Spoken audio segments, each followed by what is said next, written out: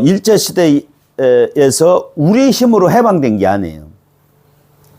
히로시마에 원자탄이 떨어지고 나가사키에 원자탄이 떨어지면서 일본이 무조건 항복을 해버렸어요. 그래서 우리의 힘으로 해방된 게 아니고 미국이 원자탄을 떨어뜨리고 강력한 군사력 때문에 도저히 견딜 수가 없으니까 일본이 항복을 했어요. 그래서 결과적으로 우리 힘으로 해방된 게 아니라는 거예요. 하나님이 도우셔서 미국의 힘을 빌려서 우리가 해방이 됐는데, 그러면은 해방됐을 때 있죠. 미군이 우리나라에 들어왔어요, 안 들어왔어요? 우리나라에 들어왔어요. 왜 들어왔을까요? 도와주려고. 우리나라 도와주려고 하는데 뭐를 도와주려고 하냐면요. 일본 군인들이요, 우리나라에 34만 명이 주둔하고 있었어요. 그리고 경찰이 있었잖아요. 그리고 일본 경찰과 일본의 군인들이요, 무장을 하고 있었어요? 안 하고 있었어요? 무장을 하고 있었단 말이에요. 그러면은 일본이 항복을 하고 우리나라를 해방시킨다고 했지만, 일본 군인이 34만 명 있고 경찰이 몇십만 명 있으면 우리가 해방됐어도 그들의 지배를 받아야 안 받아요? 그들의 지배를 받도록 했잖아요. 그러니까 일본의 경찰과 군인들을 무장 해제시켜서 일본으로 보내기 위해서 미군이 우리나라에 들어왔어요. 미군이 우리나라에 들어왔어요. 근데 북쪽에는 38선 북쪽에는 누가 들어왔어요? 소련이 됐다. 소련이 들어왔어요. 소련이.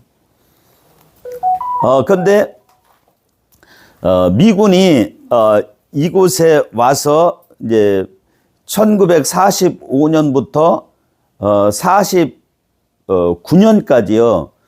몇 년을 미군이 통치를 했냐면은 4년 동안 이제 미군이 통치를 했어요. 미군이 통치할 때 그때 당시 우리나라에 가장 큰 정당이 있었는데 그게 뭐냐면 남노당이었어요. 남노당이라는 게 뭔지 아시죠? 남쪽의 노동당이라 그런 뜻이에요. 남쪽에 있는 노동당이다 그런 뜻인데, 박헌영이라고는 공산주의자가 만든 당이었어요.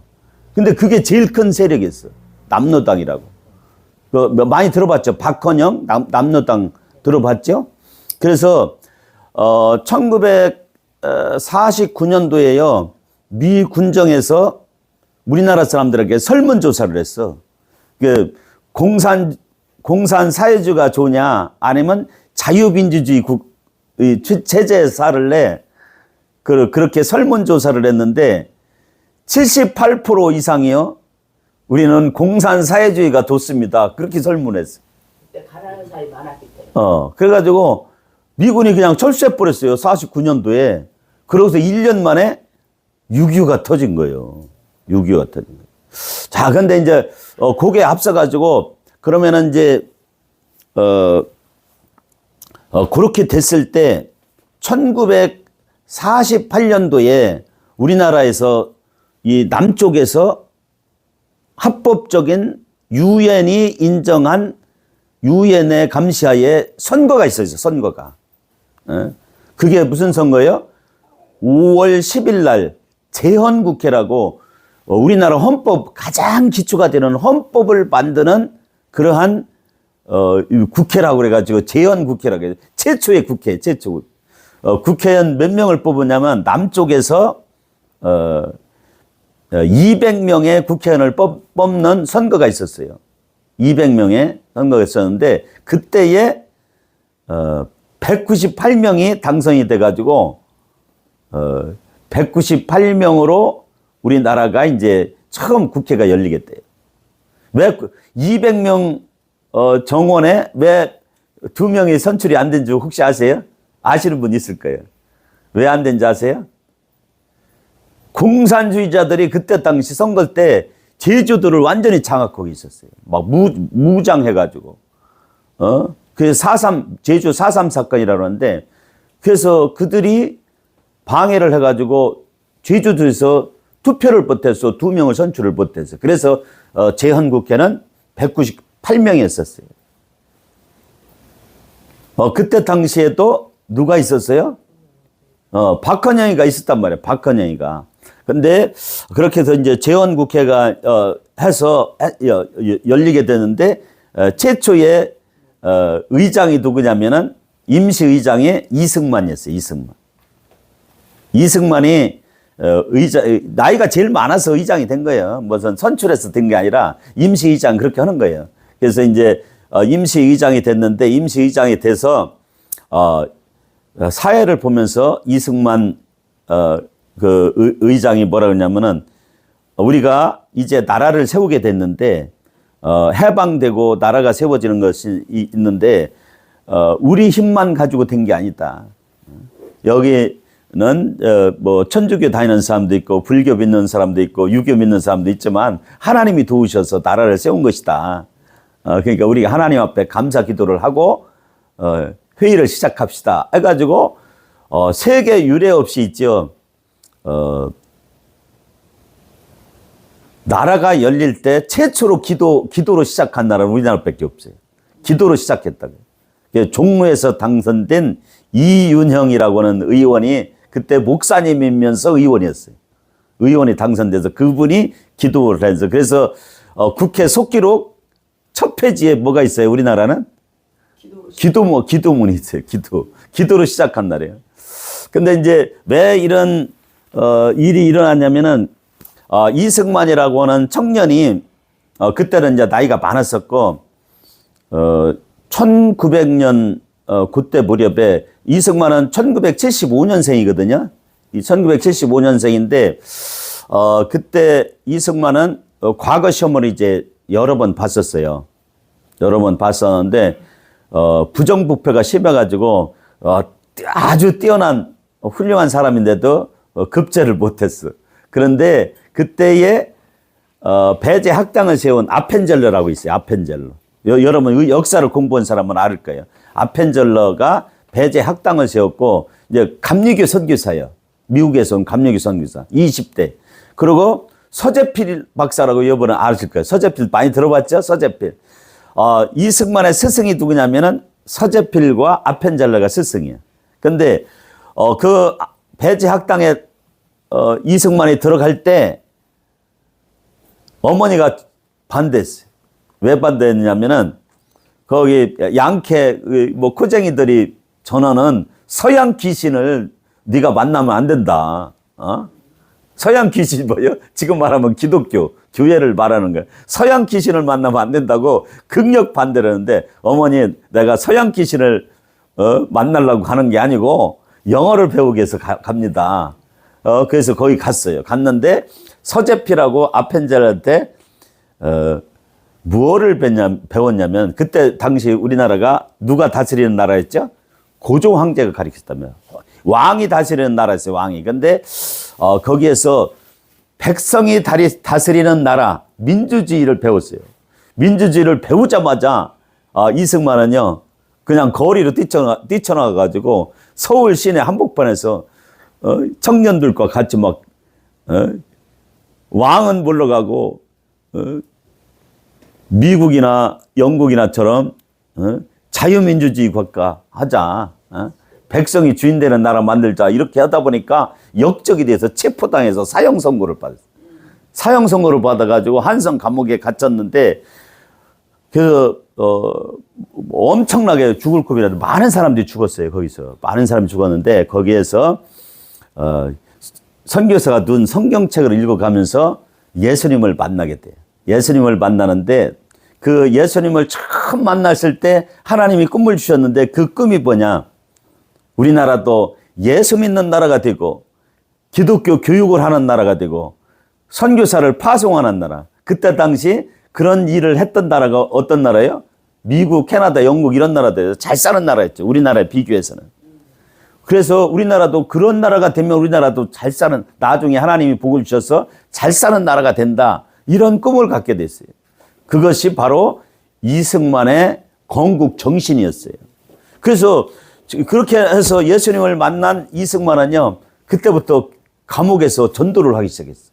전도를 해서, 몇 명을 전도하면 44명이 그때 사형 선고를 받은 사람이 있었는데 그 사람들을 다 전도했어요. 근데 역사에 나오는 유명한 사람들이요. 해급 일사석계 이준열사라고 있죠? 네. 이런 사람들이 누가 전도한 사람이냐면 바로 이승만이 전도한 사람이에요. 월남 이상제, 이승만보다 나이가 많죠. 이런 사람들 다 이승만이 전도해서 그 사람들이 감옥 안에서 찬송을 부르고 예배드리는 감옥의 지옥에서 천국으로 변하는 놀라운 역사가 있었어요. 그러고서 선교사들이 이제 구명운동을 해서 이승만을 석방을 하는데, 왜 이승만이 석방될 수 있었냐면은 미국 선교사들이요, 고종 황제를 병들었을 때 치료해주고 일본 사람들이 막 죽이려고 할 때 보호해주고 이런 역할을 선교사들이 했어요. 그래서 선교사들의 말을 듣고 이승만을 석방했는데 석방되자마자 고종 황제의 밀서를 가지고 미국에 건너가요. 그리고 미국에 건너갔을 때 선교사들이 많은 그 헌금을 모아가지고 이승만을 공부를 시켜요. 그래서 목사가 되게 하기 위해서 미국에 보냈어요, 사실은. 그래서 신학 공부를 많이 했어요, 이승만은. 그런데 미국에 건너가지고 워싱턴 대학하고 또 하버드 대학하고 프린스턴 대학 학사, 석사, 박사를요, 5년 6개월 만에 학사, 석사, 박사를 마친 사람이에요. 그런 기록은 지금까지 그 수백 년 역사에 있질 않아요. 그렇게 대단한 사람이에요, 이승만이. 근데 그때 당시에 소련, 중국뿐 아니고 미국 사회 내에서도요, 어떤 일이 있었냐면은 지식인들이 전부 공산주의로 사람이 평등한 사회를 만들 수 있다. 평등한 사회를 만들자. 막 이런, 그것 때문에 지식인들이 막 다 마르크스, 공산주의로 다 휩쓸려 갈 때 이승만은요, 그때 당시에 공산주의가 잘못된 것이라는 걸 정확하게 알았어요. 얼마나 대단한 거예요. 그때 당시 지식인들이 다 공산주의로 휩쓸려 갈 때. 근데 이 공산주의가 얼마나 무시무시한 거냐면요. 여러분들 저기 TV에 105살 되신 김형석 교수라고 혹시 보신 적 있나요?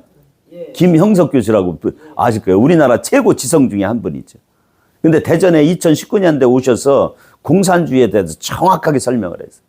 뭐라고 말씀하냐면 2019년대 그때 몇 살인가? 100살인가? 101살인가? 그때인데 카랑카랑한 목소리로 2시간 동안 원고도 없이 막 강의를 하시는데 뭐라고 얘기했냐면은 이 지구상에서 100년 동안요, 평등한 사회를 만들자고 수많은 시도가 있었는데 한 건도 성공한 사례가 없다는 거예요. 성공한 사례 있어요, 없어요? 성공한 사례가 없어요. 그런데 더 무시무시한 건 뭐냐? 공산사회주의를, 평등한 사회를 만든다고 수단과 방법을 가리지 않는다는데 더 큰 문제가 있다는 거예요.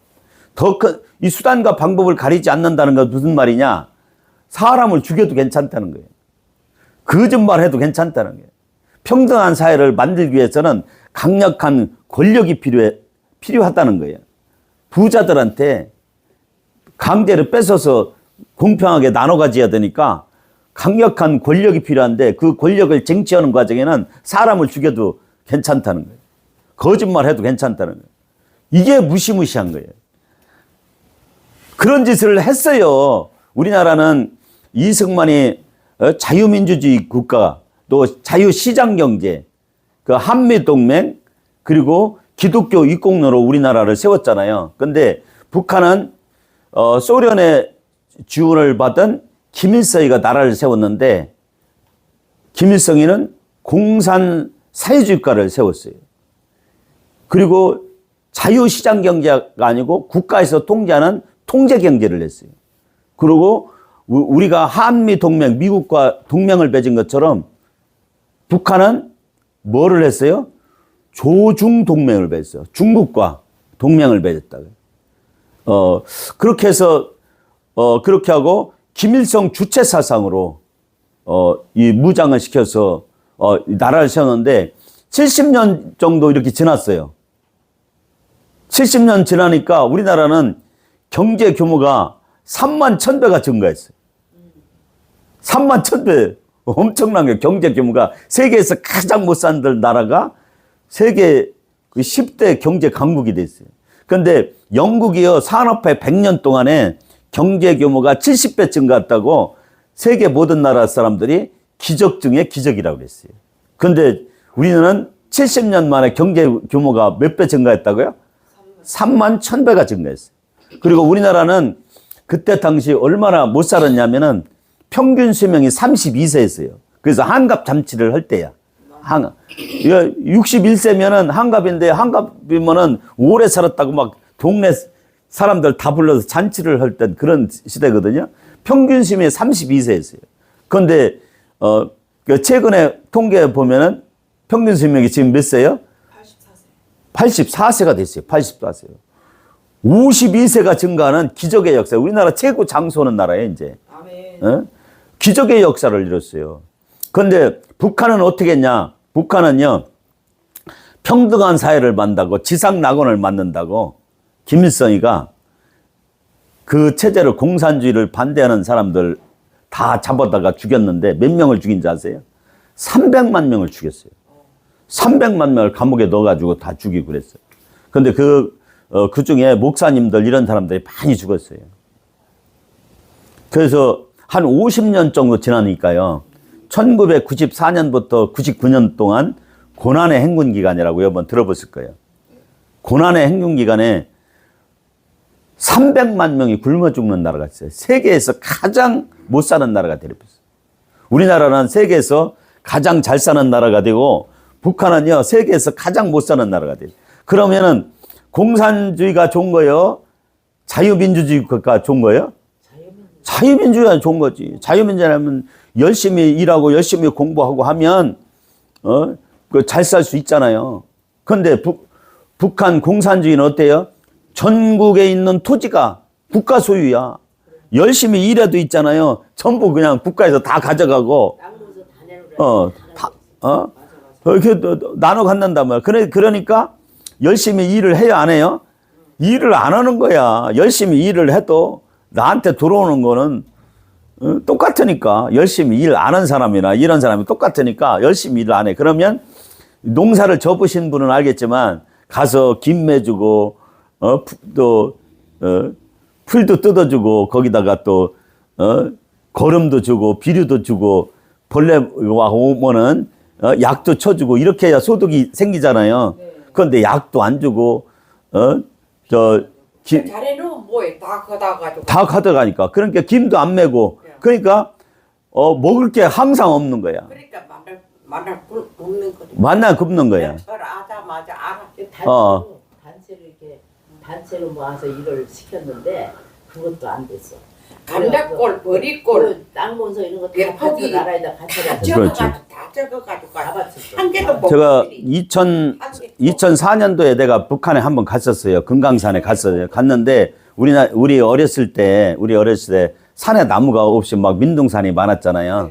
그때 당시는 아궁이가 연탄 아궁이도 아니고 그냥 불 때는 아궁이였잖아요. 지금도 그 북한이 그래. 지금도. 그래가지고 산에 나무가 없어요. 산에 나무가 없으니까 그 금강산 그렇게 좋은 경치 좋은 그 산에 가보면요.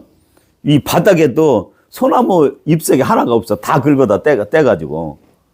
헐벗었어요. 그러니까 우리나라에서 북한을 딱 넘어가면은 확실히 표가 나. 그러다 보니까 어떤 일이 있어요?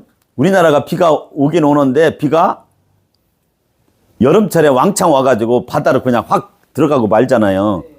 그래서 북한은요, 항상 홍수가 되든지 가뭄이 있든지 그래가지고 실제 먹을 게 없는 거야. 먹을 게 없어. 우리나라는 4대강 사업해가지고 불을 막아가지고 물을 충분히 사용하는 나라가 됐잖아요. 금강도 댐을 막고 그리고 댐 밑에다가 불을 잔뜩 막았어요. 막아가지고 그 물을 사용해서 농사지도 있고 또 생활 용수도 쓰고 공장에서 그 물을 써가지고 우리나라는 잘 사는 나라가 됐어요. 전국토가 옥토야. 이 댐이 왜 중요하냐면 4대강, 이명박 때문에 4대강 했잖아요. 이 4대강이 왜 중요하냐면요. 이렇게 불을 막잖아요. 그러면 부위에 물이 차잖아요. 그러면요. 그 주변에 다 옥토가 돼. 땅을 조금만 파면요. 물이 컬컬 쏟아. 그런데 이 댐을 막지 않고 불을 막지 않으면요. 물이 바닥으로 이렇게 가잖아요. 가다가 비가 안 오면은 그것마저도 다 말라버려. 그러면요. 땅을 파도 물도 안 나와. 그래서 땅을 파가지고 양수기로 해가지고 논에다가 물을 대려고 해도 물이 없는 거야. 그렇기 때문에 옛날에 가뭄이 있으면 막 사람들이 굶어 죽고 그런 사회가 됐었는데 지금은요. 한 30년 동안 흉년 들었다는 얘기 들어봤어요? 흉년이라는 단어 자체가 없어졌어. 매년 풍년이야, 우리나라는. 거기다가 우리나라 막 공산품을 막 만들어가 해외 수출하잖아요. 그러면 거기서 제발 우리 쌀 좀 사가시오 해가지고 쌀이 막 그냥 들어와. 우리나라도 막 철철 넘치는데 밀가루 들어오지. 그러니까 우리는 양식이 막 엄청 풍부해. 그러니까 외국에서 들어오는 쌀은 어떻게 해요? 주정용으로만 쓴다라며 그 술 만드는 데로만 써. 먹질 않아. 우리나라에서 생산된 거 그것만 먹는단 말이에요. 그렇게 이제 하는데 북한은요 금년도에도 황해도 쪽에 홍수가 나가지고 먹을 게 없다는 거야. 그러니까 압록강 물이 막 넘쳐가지고 맞아요. 막 묻히고 막 그런 거 보이죠. 맞아요. 그렇게 해가지고 그래서 그 믿는 사람들 다 끌어다 죽였어요. 그래서 우리도 거기서 피난 나온 거예요. 그러셨구나. 그 한경직 목사님하고 다 그렇게 피난 나왔잖아요. 그래서 그게 영락교회를 세우고 영락교회에서 영락교회에서 서북 청년자인가를 만들어가지고 이 제주 4.3 사건 거기에 무장 공비들을 진압하는데도 그 사람들이 앞장섰었어요. 이 피난 온 분들이 정말 그 대단한 분들이 많아요. 우리나라에. 그렇게 이제, 해서 했는데, 세계에서 가장 잘 사는 나라. 제가 이제 금년, 필리핀에 한 번 갔었고, 한 번은 4월 달에, 베트남에 갔었는데, 베트남에 필리핀에 가면은 관광객이 1위 나라가 어딘지 아세요? 관광객? 외국 관광객? 한국이에요. 네. 중국, 일본 게임이 안 돼, 지금. 가는 데마다 한국 사람들이 버글버글해요. 그 정도로 잘 사는 나라가 한국이에요. 그 한국을 최고로 친다고. 저는 이제 뭐 한 20개국 이상 이렇게 다녀봤는데 가는 데마다요. 한국 TV, 한국 냉장고, 한국 에어컨 전부 그래요. 중동 지방에 뭐 올까 가서 우리나라 위상이 얼마나 높은지 몰라. 그렇게 잘 사는 나라예요. 우리나라가 아름다운 그렇죠. 그래서 그렇게 잘 사는 나라가 됐고 경제 규모가 3만 1,000배가 증가했는데요. 그런데 이상한 일이 벌어졌어요. 박근혜 대통령 탄핵시키고 누가 대통령 됐어요? 문재인 대통령이 됐잖아요. 문재인 대통령이 되고 나서 어떤 일이 벌어지냐면요. 4대강 불을 해체해가지고 거기에 무슨 오염이 된다나 뭐 해가지고 4대강 불을 해체하고 그리고 우리나라가 이승만 대통령이 가장 잘한 것 중에 하나가 뭐냐면 6.25 때 미국에 요청을 했잖아요. 유엔에 요청을 했잖아요. 그래서 16개국이 우리나라 돌아와서 이제 같이 싸워주고 특히 미국에서 굉장히 많은 젊은이들이 와서 희생을 했어요. 10만 명이 10만 명이 부상당하고 5만 명이 죽었어요. 15만 명의 사상자를 내면서 우리나라를 도왔어요. 그리고 전쟁이 1950년부터 53년까지 3년 있었잖아요. 3년 있었는데 그 전쟁에 최고 많이 희생자를 낸 데가 바로 미국이에요. 미국 젊은이들이 그렇게 많이 희생을 했어요. 그리고 미국에 막 군수물자 또 뭐 먹는 거 이런 것들이 대거 들어왔거든요. 그러니까 그때 당시 트루먼 대통령 때였는데 대통령 선거가 있었어요. 그 전쟁 중에. 그 아이젠하워라고 그런 사람이, 아이젠하워라는 사람이 대통령 출마하면서 이 한국 전쟁을 종식시키겠다고 그 선거 공약을 했어요. 그래서 당선됐어. 그러니까 한국 전쟁을 마치겠다. 그럴 때 그거를 반대한 사람이 누구냐면 바로 이승만이에요. 절대 지금, 그러고도 전쟁이 끝나고 미군이 철수하면 우리나라는 다시 중국과 북한에서 쳐들어가지고 우리나라 또 공산화된다. 그래서 반대한다. 아이젠하워가요, 이승만을 죽이려고 했었어, 실제로. 그런데 이 이승만이 얼마나 대단한 사람이냐면요. 미국 주류사에 이어, 메시지를 전해요. 미국, 캐나다에서 보낸, 선교사들이 세운 나라가 우리나라다. 그래서 50만 명 이상 되는 기독교인들이 있는데 이 사람들이 다 죽는다. 당신네 나라 청교도가 세운 기독교 국가인데 기독교 국가에서 대한민국의 기독교인들 하나님 안에서 형제된 이 사람들을 다 죽일 셈이냐 하고 메시지를 보냈어요. 그런데 미국이 막 발칵 뒤집혀졌어요. 아이젠하워는 이 비겁한 놈이고 이승만이 정말 훌륭한 사람이 용감한 사람이라 하죠. 막 이승만을 더 훌륭한 사람을 아이젠하워 죽일 놈으로 그렇게 모든 언론과 뭐 미국 주류사회는 다 크리스찬들이거든요. 상원 의원, 하원 의원 전부가 다 크리스찬들이에요. 주지사 뭐 이런 거 전부 크리스찬이야 뭐. 그러니까 그 사람들이 막 들고 일어나니까 아이젠하워가 이승만한테 특사를 보냈어요. 제발 나를 좀 살려달라고. 그래가지고 이승만이 제안한 게 한미동맹이에요. 한미동맹. 근데 한미동맹이라는 게 미국과 우리나라하고 국제적인 협약을 맺은 거잖아요. 그 국제협약이 역사적으로 약소국가하고 강대국하고 협약을 맺으면 누구한테 손해일까요? 반드시 약소국가가 손해도록 돼 있어요. 우리나라가 중국하고 조약을 맺은 적이 많이 있는데 중국이 항상 강대국, 우리나라는 약소국가잖아요. 약소국가는 뭐래요? 말을, 조공을 바치는데 좋은 말을 몇천 개를 매년 보내야 되고 예쁜 여자들을 막 또 보내야 되고 막 이런 진상품으로 홍삼을 보내야 되고 막 이런 것들이 비일비재했었는데 미국과 한국과 이 한미동맹은요 우리나라가 훨씬 유리하도록 돼 있어요. 그 내용을 보면 얼마나 대단하냐면요. 우리나라가 지금은 못 살지만 우리나라가 나중에 잘 사는 나라가 되면 미국 다른 나라가 침공하면 우리나라가 가서 도와주겠다 그거예요.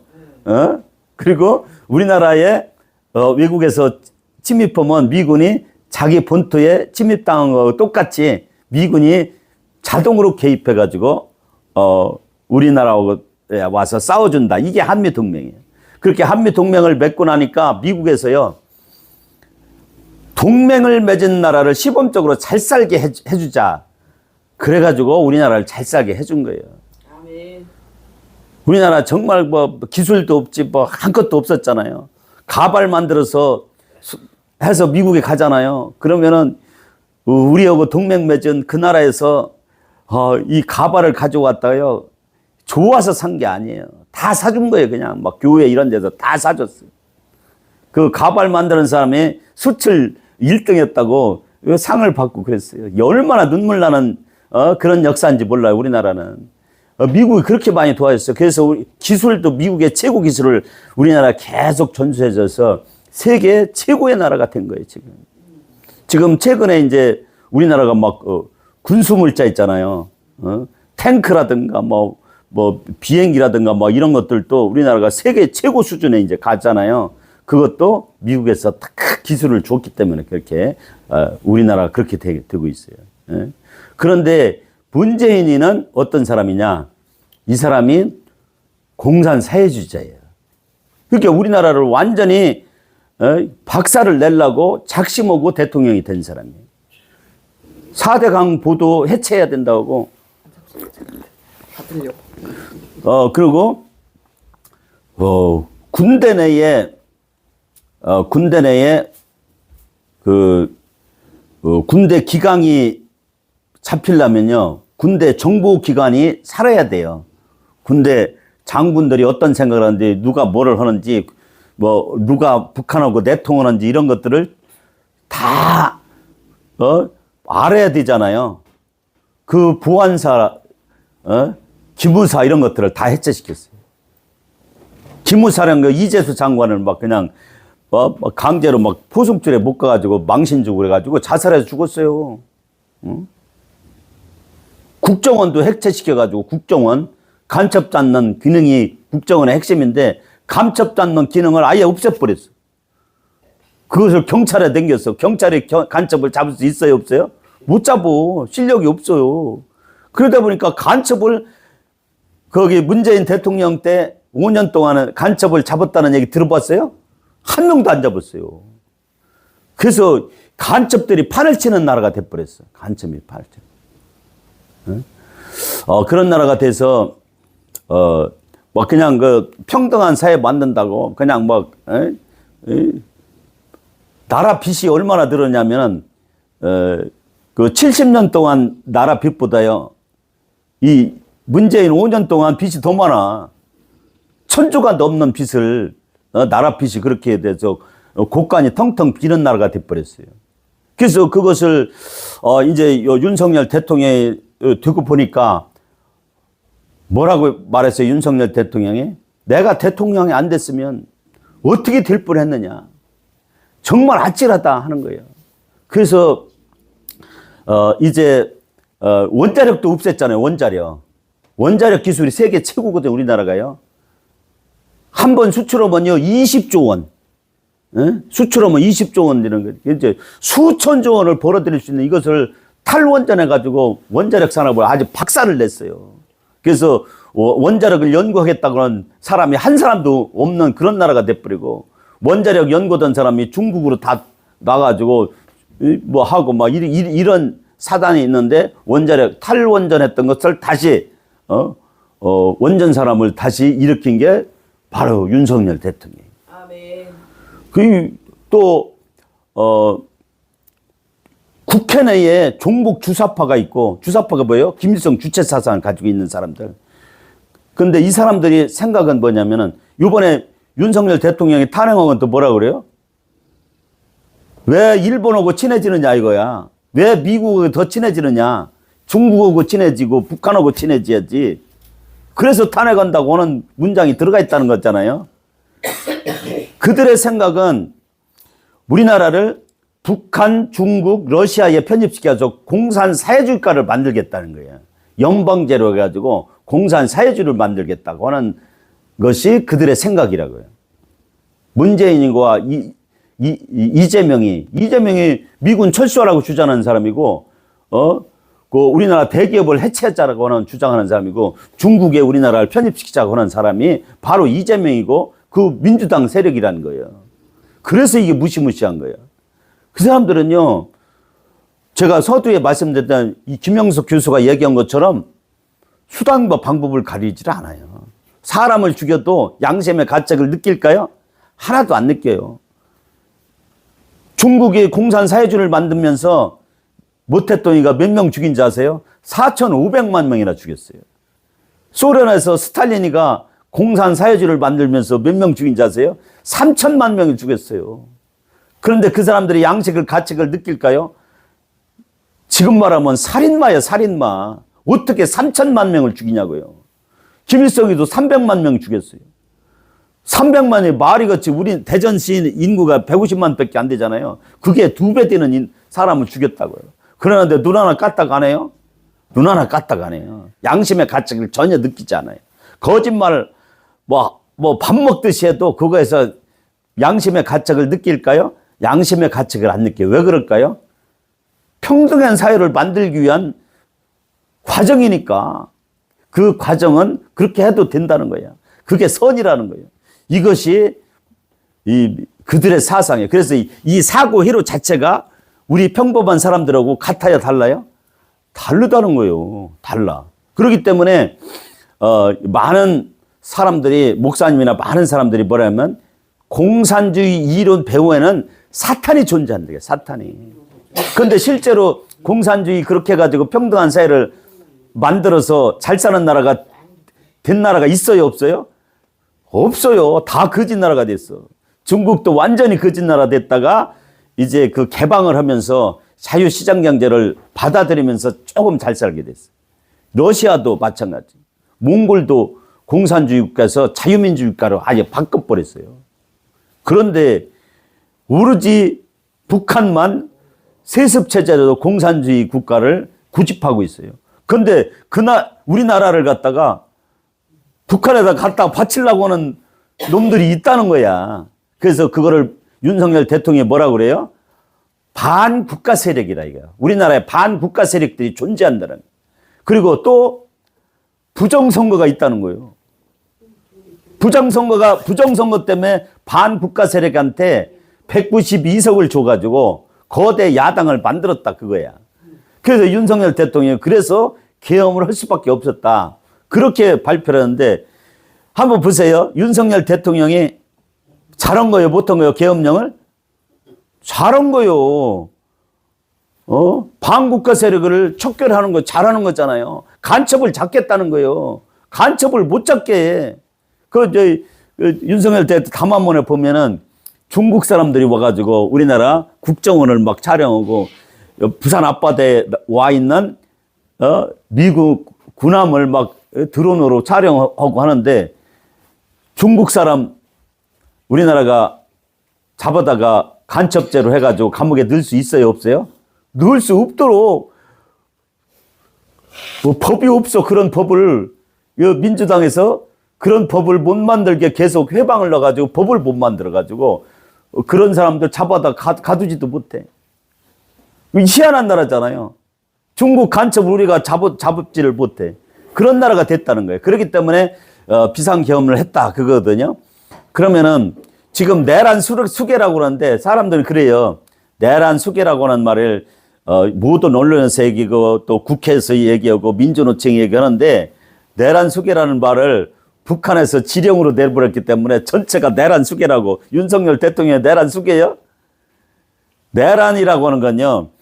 대통령이 되기 위해서 대통령 권력을 찬탈하기 위해서 무력으로 폭력을 행사하고 이 전복해서 나라를 뒤집으려고 해서 하는 게 내란이에요.